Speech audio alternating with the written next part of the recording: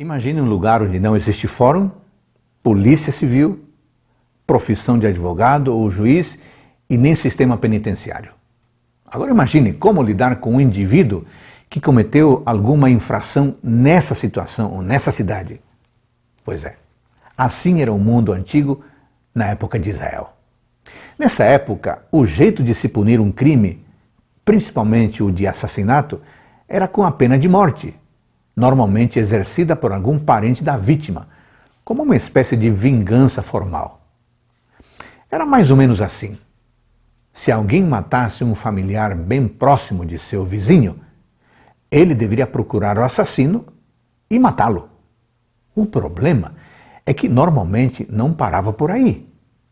A vingança poderia vir através dos familiares do assassino, criando assim uma rede de vingança que não acabaria nunca.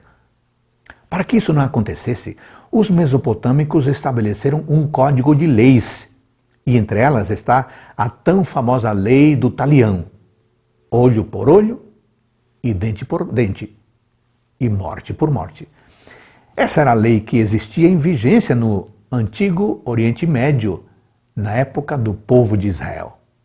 E vemos Deus a colocando em vigor para o povo, para evitar atos de vinganças desordenadas e desnecessárias que só trariam prejuízo para o povo. Mas, se a punição para a morte em Israel era a morte, o que seria daqueles que, por um acaso, viessem a matar alguém por acidente, sem ter a intenção? Hoje em dia, esse tipo de crime é chamado homicídio culposo e podemos assim declarar por investigações e processos judiciais. Mas naquela época isso não existia. Ao haver um crime, um conselho da cidade era reunido, contando com os anciãos e pessoas importantes.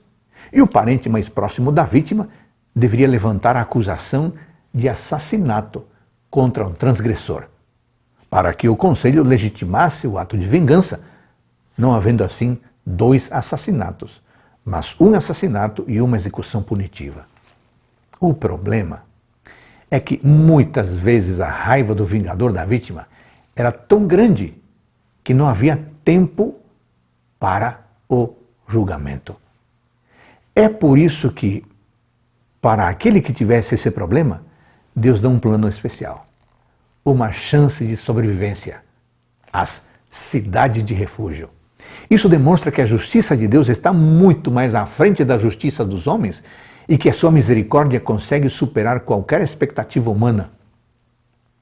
Deus conhece as verdadeiras intenções dentro de cada coração e com esse conhecimento ele julga, não com as emoções humanas alteradas e com o sentimento de vingança, mas sim com amor e graça, com justiça e retidão. O mesmo Deus que conhecia as intenções do coração do homicida sem culpa em Israel, conhece o seu coração hoje. Ele conhece as suas falhas e também as suas verdadeiras intenções.